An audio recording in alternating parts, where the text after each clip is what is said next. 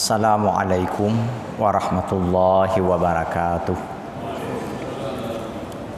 Alhamdulillahirabbil alamin, nahmaduhu wa nasta'inuhu wa nastaghfiruhu wa nastahdihi. Asyhadu an la ilaha illallah wahdahu la syarikalah, arsala rasulahu bil huda wa dinil haqq liyudhhirahu 'alad dini kullihi wa kafa billahi syahida. Wa asyhadu anna Muhammadan abduhu wa rasuluh, arsalahu Allahu syahida wa mubasysyiran wa nadhira wa da'iyan ila Allah bi'idnihi wa sirajan munira. Allahumma salli wa sallim ala sayyidina wa maulana Muhammad wa ala alihi wa ashabihi ajma'in. Dengan niat beriktikaf di dalam masjid mulia ini sambil menantikan waktu salat Isya, kemudian dengan harapan dan dambaan kita untuk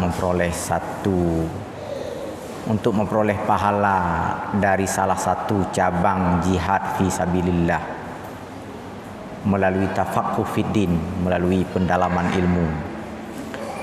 Mari sama-sama kita ikuti pengajian ilmu tauhid yang kita mulai seraya mengharapkan rahmat ridha dan hidayah Allah dengan sama-sama membaca basmalah.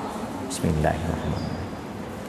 Puji dan syukur kepada Allah Subhanahu wa taala, salawat dan salam kepada baginda Rasulullah, juga kepada seluruh sahabat, kerabat dan zuriatnya, serta seluruh tabi'in, para aulia, syuhada, ulama, salihin, dan juga untuk kita semuanya serta orang-orang beriman hingga akhir zaman. Pada pengajian pertemuan sepekan yang lalu, kita membaca satu bagian dari kitab ini, Al-Aqaid Al-Islamiyah, yang ditulis oleh Syekh Sayyid Sabiq, yang di dalam bab ini beliau merespon, menanggapi sekaligus mengkritisi sebahagian para pembaca Al-Quran yang berkenaan dengan kisah-kisah Rasul yang di dalamnya terkesan bahwa Rasul melakukan berbagai kesalahan. Para pembaca ini banyak yang memang agak liberal cara berpikirnya, sehingga mereka menghilangkan nilai-nilai kesakralan para Rasul, nilai-nilai kesucian para Rasul itu mereka abaikan. Kemudian pembacaan mereka ini terekspos keluar Islam, terbaca oleh kaum non-muslim, lalu dibesar-besarkan oleh para orientalis.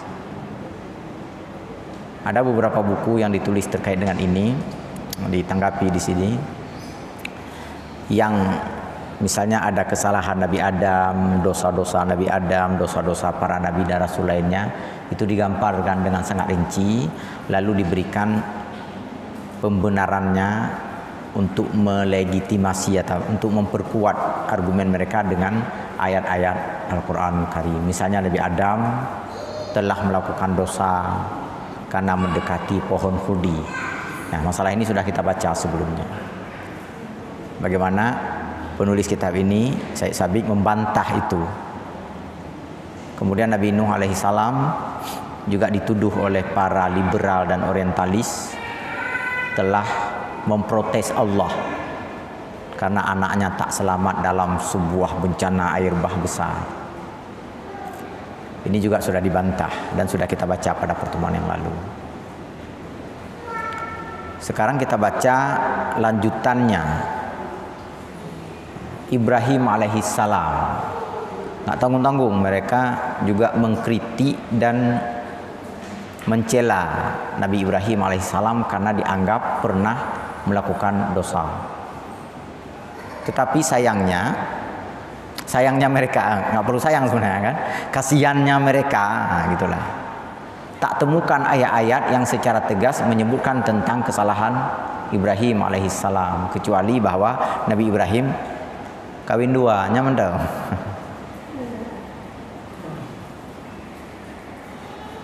Itu yang dibesar-besarkan, lalu dianggap mengabaikan, menelantarkan istri dan putranya di Mekah, lalu Ibrahim pulang ke Yerusalem. Padahal kalau kita baca di dalam sejarah yang lebih akurat seperti Ibnu Katsir, Qisasul Anbiya, itu Nabi Ibrahim tidak meninggalkan di Mekah lalu pulang ke Yerusalem, bukan. Pergi ke Yerusalem untuk menjenguk istrinya yang satu lagi. Setelah selesai menjenguk, balik lagi ke Mekah untuk menjumpai dan menjenguk istri dan putranya. Pada pulang yang kedua, diberi kabar bahwa istrinya yang di Yerusalem pun dalam keadaan hamil serta tidak lama setelah itu melahirkan. Balik lagi ke Yerusalem, balik lagi ke Mekah. Dan satu yang menarik adalah bahwa Nabi Ibrahim tidak pernah mengabaikan pendidikan putra-putranya itu walaupun berjauhan. Pertemuan yang cukup singkat itu benar-benar dimanfaatkan secara sangat efektif oleh Nabi Ibrahim untuk mengajarkan mereka, mendidik mereka, membentuk karakter mereka sehingga menjadi orang-orang yang saleh. Nabi Ismail alaihissalam di masa kecilnya itu adalah seorang anak muda atau anak kecil yang sangat saleh, yang sangat baik, yang sangat santun, yang sangat penurut. Begitu pula dengan Nabi Ishak alaihissalam. Dua-duanya putra-putra Nabi Ibrahim itu tidak terabaikan dalam soal pendidikan yang diberikan oleh ayahnya Nabi Ibrahim. Tapi ada satu lagi, mereka mengutip ayat Al-Quran yang seakan-akan ayat ini memberikan pembenaran bahwa Nabi Ibrahim melakukan kesalahan. Apa ayatnya?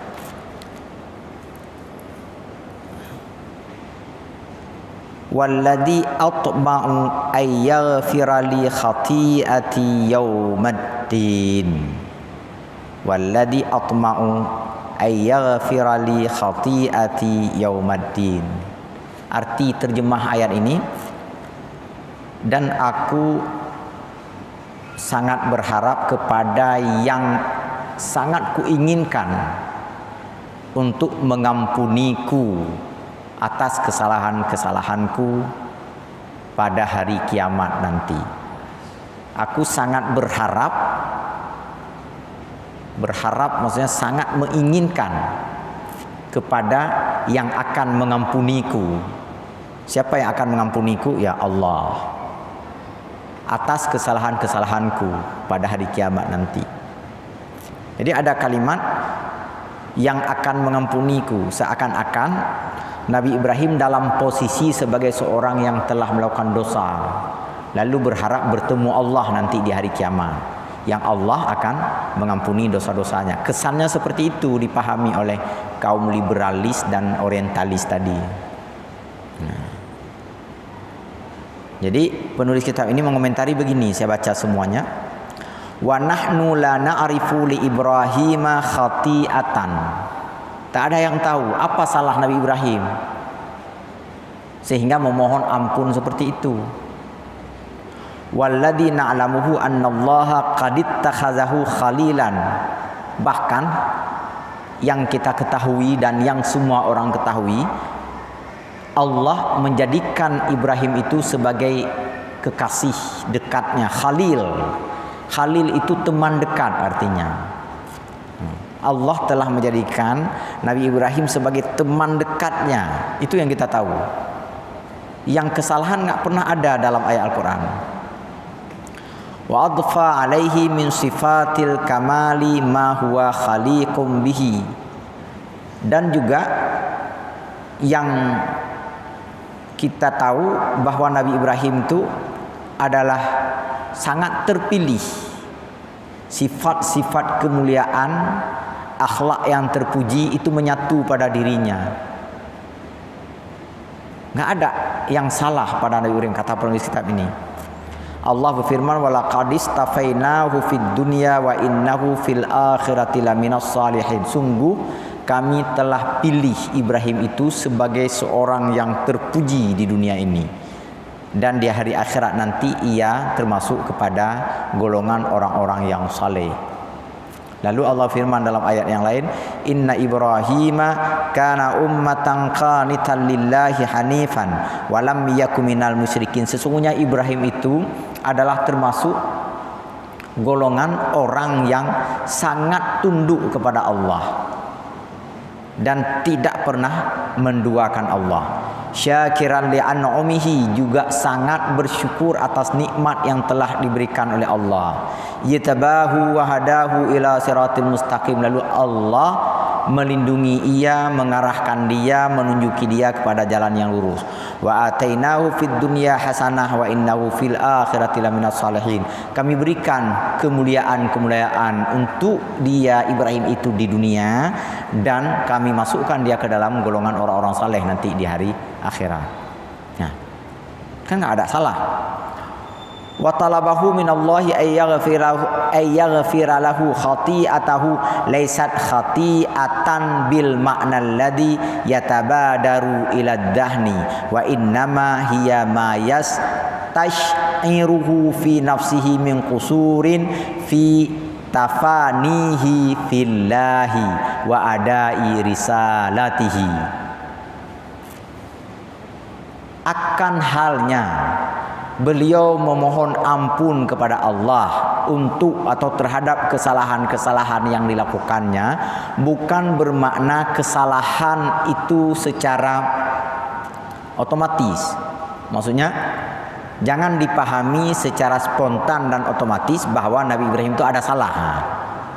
Ketika beliau memohon ampun kepada Allah, jangan dipahami bahwa beliau telah bersalah gitu. Macam seandainya ada orang jumpa sama kita minta maaf, itu bukan bermakna bahwa dia telah melakukan kesalahan kepada kita. Seandainya begitu cara kita memahami, maka pada hari raya kita tinggal ketawa-ketawa, salah belum kan? Jumpa lagi orang lain, maaf saya, jumpa lagi orang, bersalah terhadap saya kan? Atau pasang pamflet, Selamat Idul Fitri, mohon maaf, tukang bubuk salah. Nah, seandainya, jadi memohon maaf, memohon ampun itu tak mesti dapat dipahami bahwa yang bersangkutan telah melakukan salah dan dosa. Nah, ini logika yang dibangun.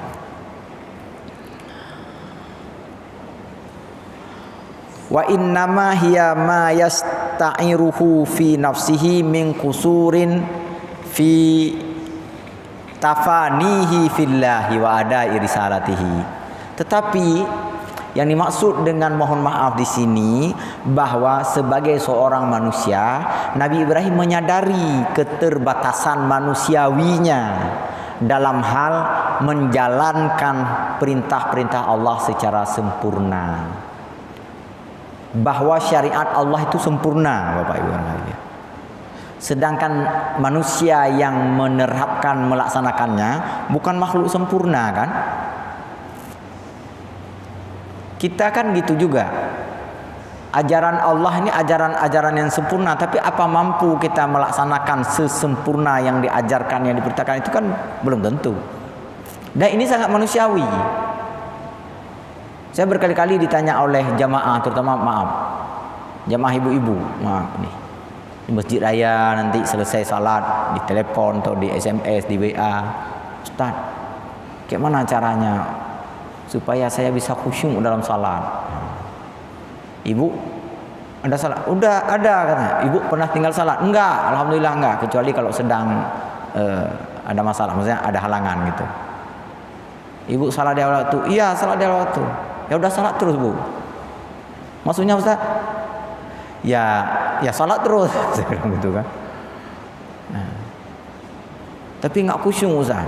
Sedang saya salat, sedang ingat ini, sedang ingat itu, ingat anak, ingat cucu, macam-macam lah orang perempuan. Ingat masakan yang belum terhidang, ingat macam-macam lah. Ya, gini aja, selesaikan semua itu salat. Masih ingat juga, besok kurangi. Ingat aja apa yang sedang ibu baca. Sedang baca Al-Fatihah, yang diingat Al-Fatihah. Sedang baca Subhana Rabbiyal A'la, yang diingat Subhana Rabbiyal A'la. Sedang apa lagi? Sedang menyimak imam kalau salat berjamaah, sedang dibaca oleh imam misalnya. tadi idza zulzilatil ardu zilzalaha, maka ingatlah bumi diguncang seguncang-guncangnya. Kalau begitu perlu belajar bahasa Arab dong Ustaz. Belajar aja sikit-sikit. Sekedar bisa tahu terjemah Al-Qur'an aja.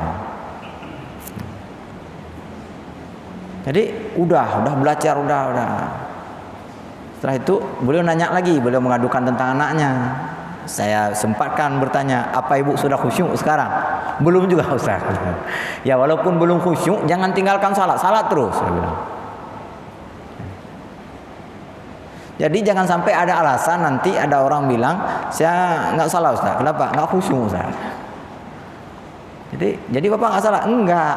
Kenapa? Nggak khusyuk. Jadi kayak mana tahu salatnya nggak khusyuk? Kalau salat pun enggak kan? Dulu udah salah tapi nggak khusyuk, jadi sekarang nggak salah lagi. Di situlah kelirunya. Nah ini manusiawi ini pada semua orang. Saya bilang sama ibu tuh, saya juga nggak khusyuk salatnya Bu. Ustaz kenapa nggak khusyuk? Teringat pertanyaan ibu tadi. Saya juga nggak khusyuk salatnya, tapi saya salat terus.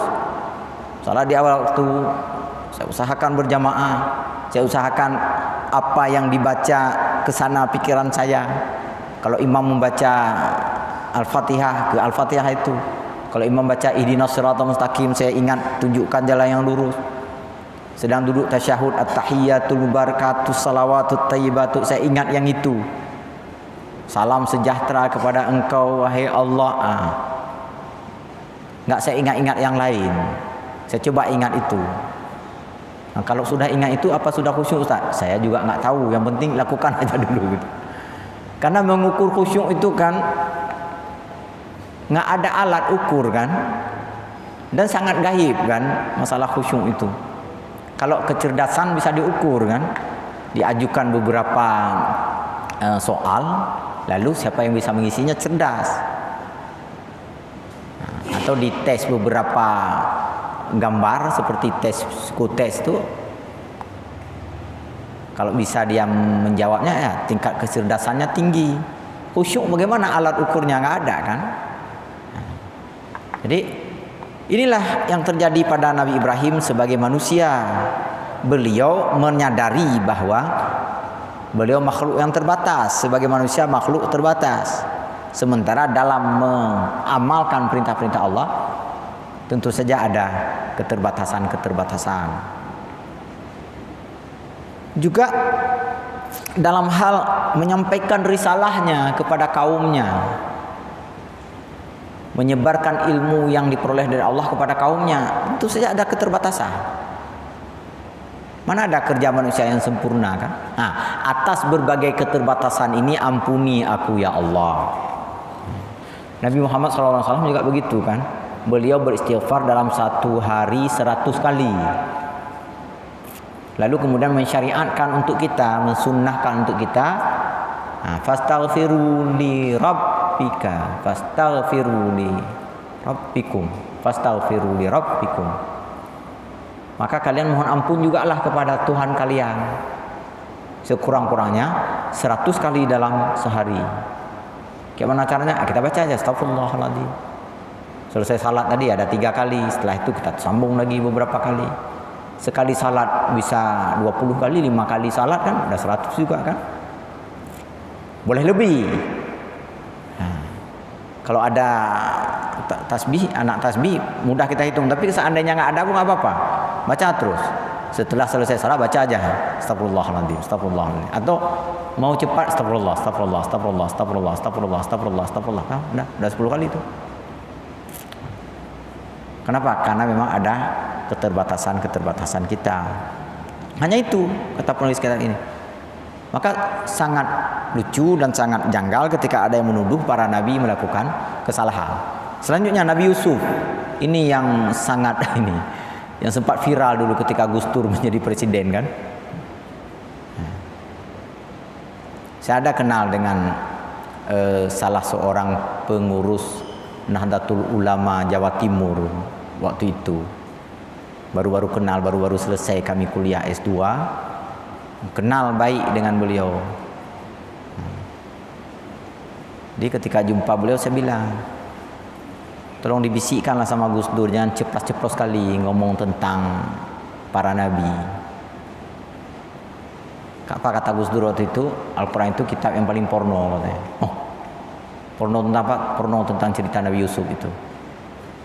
Bapak Ibu, ini keliru, sangat-sangat keliru. Ini bukan untuk menyalahkan Gus Dur. Menganggap kisah Nabi Yusuf itu kisah pornografi itu keliru.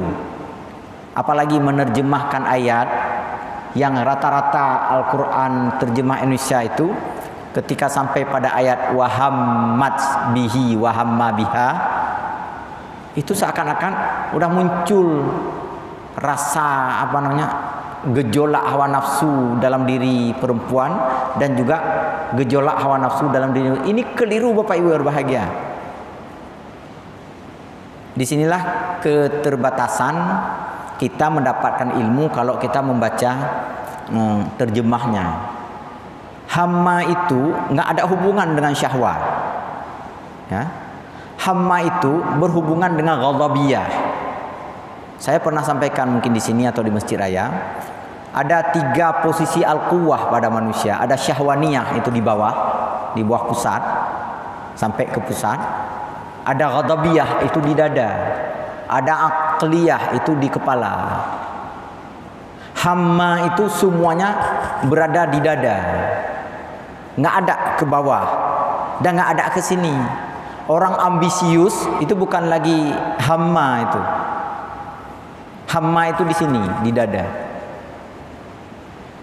Orang ambisius itu sudah ta'assur namanya, itu sudah di kepala. Ambisi seakan-akan merasa tahu segala-galanya kan.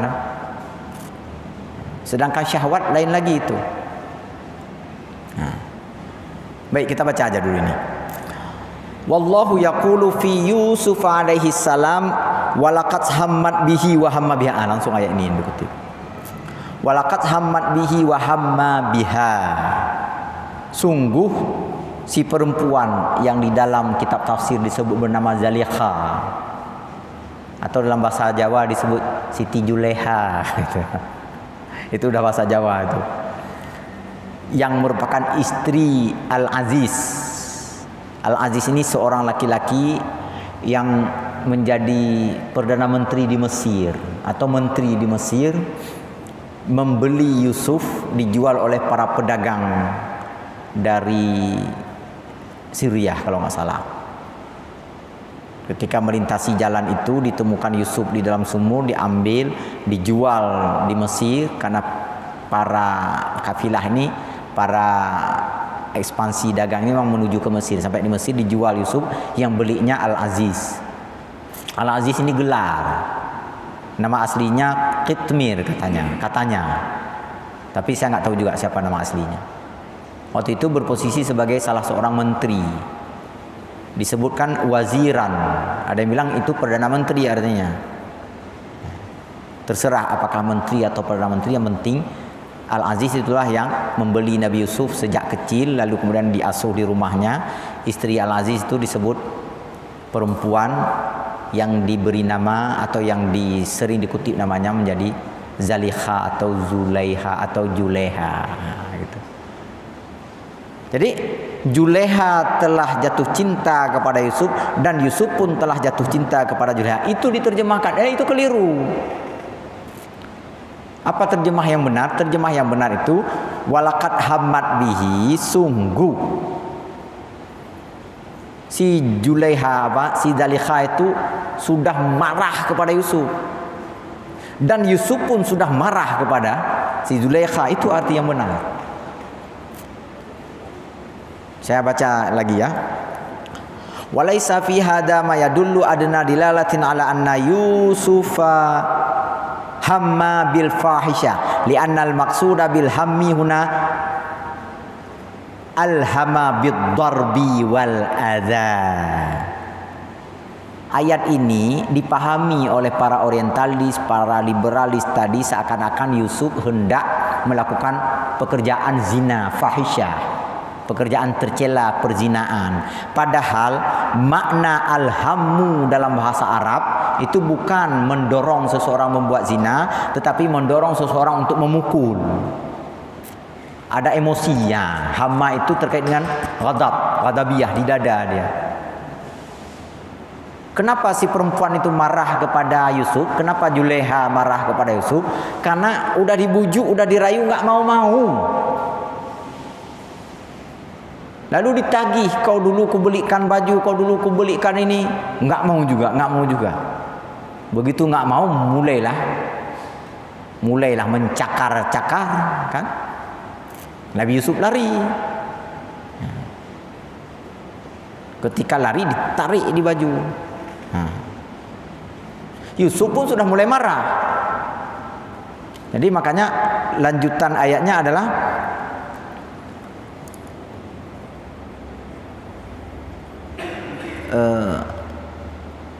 apa lanjutan ayatnya saya lupa.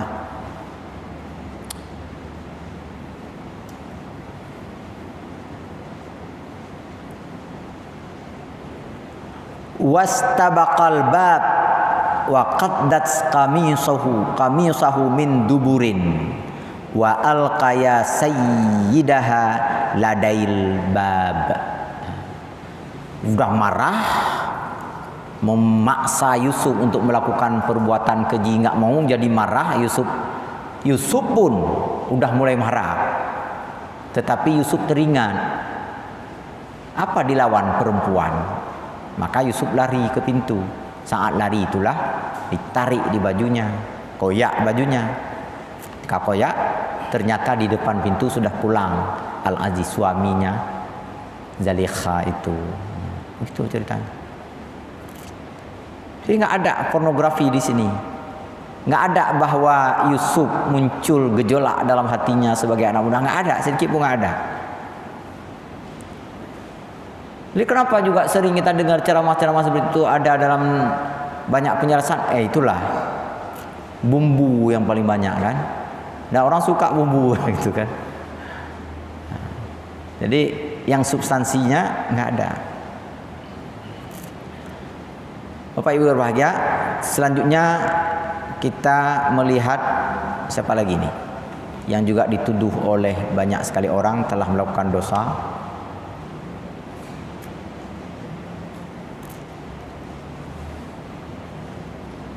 Kita lompat aja. Musa alaihi salam, Nabi Musa. Ini agak panjang Nabi Musa. Wallahu subhanahu yaqulu fi Musa alaihi salam wa dakhalal madinata ala hini ghaflatin min ahliha fawajada fiha rajulaini yaqtatilani hada min syi'atihi wa hada min aduwihi taghasahu alladhi min syi'atihi 'ala alladhi min aduwihi. Musa kembali ke Mesir di saat suasana kota sepi. Di siang hari tapi sepi, orang-orang istirahat karena hari sangat panas. Saat itu, dalam riwayat ini dikatakan malam, tapi yang paling kuat riwayatnya siang. Saat itu terlihat ada dua orang berkelahi. Yang satu orang Israel, orang satu suku, satu etnis dengan Nabi Musa. Yang satu lagi orang Mesir, satu etnis dengan Fir'aun. Yang orang Israel ini kecil dan kalah, kena pukul terus menerus ya. Tanpa ampun. Ia menjerit, menangis, meminta tolong kepada Musa. Maka Musa pun menolongnya. Cuma Musa nggak nyangka, sekali gebuk langsung jatuh dan mati. Waktu itu Musa tahu bahwa dirinya kuat, gitu. Sebelumnya Musa juga nggak tahu bahwa dirinya kuat. Macam kita nggak pernah kita tri kan, nggak tahu kita kuat. Maka citri lah segala orang makan besok kan. Jadi itu. Lalu Musa sangat menyesal. Apa kata Nabi Musa waktu itu? Qala Rabbi inni dhalamtu nafsi faghfirli faghfara lahu innahu huwal ghafurur rahim. Nabi Musa mengatakan dengan penuh penyesal, ya Allah, saya telah menzalimi diri sendiri. Ampunilah saya ya Allah, sesungguhnya Engkau Maha Pengampun lagi Maha Penyayang. Dan Allah segera mengampuni Nabi Musa waktu itu. Kenapa? Karena Nabi Musa memang nggak ada tujuan untuk membunuh. Tujuan untuk menghentikan perkelahian yang tak seimbang itu. Oh maaf, itu ada yang salah tadi saya. Orang Mesir bukan satu orang, ada beberapa orang. Sedangkan orang Israel satu orang. Dia melihat perkelahian yang tak seimbang, Nabi yang ini yang orang Israel ini sudah menjerit-jerit minta tolong, langsung digebuk sekali oleh Nabi Musa. Orang Mesirnya jatuh terkapar meninggal dan Nabi Musa pun merasa menyesal telah melakukan pembunuhan. Nah, ini dibesar-besarkan. Nabi Musa sebagai pembunuh, sebagai pendosa dan sebagainya. Fa Musa alaihissalam dakhala al-Madinah fawajada fiha Misriyan wa Israiliyan. Mereka berkelahi, ada orang Mesir, ada orang Israel. Fastaghasa bi Musa. Orang Israel ini sudah menangis-nangis, sudah menjerit kesakitan, lalu minta tolong kepada Nabi Musa. Nabi Musa pun menolongnya. Cuma terlalu overdosis dalam pertolongannya sehingga orang tersebut pun meninggal. Nah, anna darbal Musa al-Misra biyadihi darbatan asabat minhu maqtalan. Pukulan Nabi Musa itu hanya satu kali tok. Makanya enggak terukur. Seandainya pukulan yang kedua atau ketiga kan sudah ada contoh tadi. Kalau sekali pukul sudah hoyong berarti enggak dipukul lagi. Ini enggak. Memang hanya sekali tok. Darbatan wahidatan. 3 kong fa asabat minhu maqtatalan. Rupanya kena di pusat kematian. Mungkin di jantung mungkin. Atau di tempat lain. Nah, Cik yang Begah kalau kena di di kelamin laki-laki itu bisa meninggal juga katanya. Tapi saya nggak tahu. Nanti orang-orang yang mengerti ilmu inilah. Yang jelas hanya satu kali kena. Walam yaksud ila qatlatihi qittun. Nggak ada maksud untuk membunuhnya. Wa inna ma yaksudu ayyamna'a adu watahu an akhihi. Hanya bermaksud menghalangi si orang Mesir ini untuk membunuh orang Israel. Itu aja tujuannya. Bukan untuk membunuh dia, menghalangi jangan sampai ini terbunuh, rupanya meninggal. Wala siyama liman hum fi a'lal mustawal basyari ka Musa. Tentu saja ada yang melompat nih. Fahadasal qatlul khata' allati la mu'akhidatan alaihi. Maka terjadilah pembunuhan yang tak sengaja itu.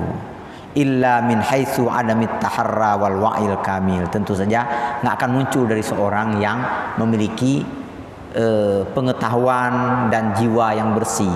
Lebih-lebih lagi adalah Nabi Musa. Berwatak baik, berkarakter terpuji, enggak mungkin ada keinginan untuk membunuh orang lain. Wa nahwihi min ulil azmi. Begitu pula kita tahu bahwa Nabi Musa itu adalah Nabi ulul azmi. Apa ulul azmi? Ulul azmi itu sangat kuat mengendalikan diri. Dan kita tahu kan, Nabi Musa itu memiliki umat yang umatnya itu kaum Bani Israel, kayak orang Israel sekarang orang Yahudi, bandel, keras kepala, menyet-nyet lagi buzzer setiap hari. Tapi Nabi Musa enggak pernah marah kan? Enggak pernah marah Nabi Musa kepada kaumnya itu. Nah, kayak mana berkali-kali berulang-ulang mereka melakukan kesalahan. Dilarang mencari ikan pada hari Sabtu, di belakang Nabi Musa enggak mereka cari, tapi ditahannya jaring. Hari Minggu diangkat gitu kan. Kami enggak cari hari Sabtu katanya. Sabtu ngapain? Sabtu cuma tahan aja. Nah, hari Minggu kami ambil ikannya. Begitulah. Kemudian bunuh orang. Nah, bunuh rame-rame. Ketika ditanya siapa pembunuhnya, semua gitu kan. Pokoknya pinter kali mencari-cari dalih. Tapi Nabi Musa terus memaafkan mereka. Jadi Nabi Musa ulul azmi, orang yang sangat mampu menahan diri. Rasulullah Nabi Muhammad SAW juga begitu, ulul azmi, sangat mampu menahan diri. Ada beberapa nabi yang tidak diberikan gelar ulul azmi, ketika dakwahnya sudah dilakukan secara maksimal, ketika enggak sanggup lagi, nyolong puluh bakdo ya Allah, nepoh bija-bija kan gitu. Maka dimusnahkan kaum itu. doa Rasul kan. Umat Nabi Hud begitu, umat Nabi Nuh, umat Nabi Saleh, umat Nabi Lut, umat Nabi Syuaib. Banyak umat-umat Nabi yang ketika mereka melakukan kejahatan yang tak bisa dilarang lagi oleh Rasulnya, maka Rasulnya menyerah kepada Allah, ya Allah, saya sudah berusaha, cuma segini mampu. Dan mereka memang nggak perlu dipertahankan lagi. Habiskan saja semua anak dan keturunan mereka. Dihabiskan oleh Allah. Nabi Musa enggak, berkali-kali mereka melakukan kejahatan terhadap Nabi Musa, mereka melakukan pembangkangan, melakukan perlawanan. Nabi Musa tetap tidak menghukum mereka, tidak tidak meminta supaya mereka dihukum oleh Allah Subhanahu wa taala. Makanya ketika ada orang yang menuduh Nabi Musa ini melakukan kejahatan melalui pembunuhan, maka itu tidak benar. Tidak ada maksud untuk membunuhnya. Saya kira demikian pembahasan kita malam ini. Ada yang mau menanggapi atau bertanya tentang persoalan ini? Ada 3 nabi lagi yang mau kita baca nanti, Nabi Daud, Nabi Sulaiman, dan Nabi Muhammad SAW. Yang juga yang Nabi Muhammad mungkin tersendiri, banyak sekali diungkap di dalam buku-buku yang menceritakan berbagai kesalahan beliau. Tidak ada. Baik, kalau tidak ada, mudah-mudahan apa yang kita kaji malam ini memberikan manfaat untuk saya dan untuk kita semua. Kemudian ada satu lagi, tadi sama Pak Wahyu ada saya sampaikan. Saya terkejut waktu sampai di sini, ada yang telepon saya, lagi nyetir ada yang telepon, Ustaz nak ceramah malahnya. Ada, saya bilang, tolong bilang itu kami sudah pasang spanduk, sudah pasang papan bunga Aceh sebagai daerah termiskin. Tolong bilang dalam ceramah. Ya, saya bilang. Jadi kan udah saya bilang ini berarti udah sampai ini kan, tujuan dia udah sampai gitu ya. Mungkin dia mengira ceramah di masjid raya gitu. Jadi begini sebenarnya Pak ya, walaupun Pak Wahyu bilang nggak usah ditanggapi, begini dia, seandainya ada unsur kesengajaan pihak-pihak tertentu sehingga mengelola harta yang berlimpah ini sehingga membuat orang miskin, itu dosa besar kan. Kekayaan alam Aceh kan besar, dana otsus kan melimpah, besar sekali sebenarnya. Kalau ada unsur kesengajaan atau keteledoran atau pengabaian, itu dosa besar mereka yang ikut membuat keputusan-keputusan itu. Tetapi seandainya ya apalagi ya, nggak tahulah, seandainya tidak ada unsur kesengajaan, semoga Allah memberikan hidayah, memberikan bantuan kepada mereka agar ke depan ya harus ada upaya, ada usaha lebih baik lagi, lebih bagus lagi, supaya ya janganlah sampai berat-berat kali lah miskinnya gitu. Dan memang saya dulu saya bantah tentang orang Aceh miskin, dulu saya bantah Pak. Waktu pulang ke Tamiang beberapa bulan lalu menjelang Covid, jadi ada kecelakaan mobil di Lok Sukun, kecelakaan truk intercooler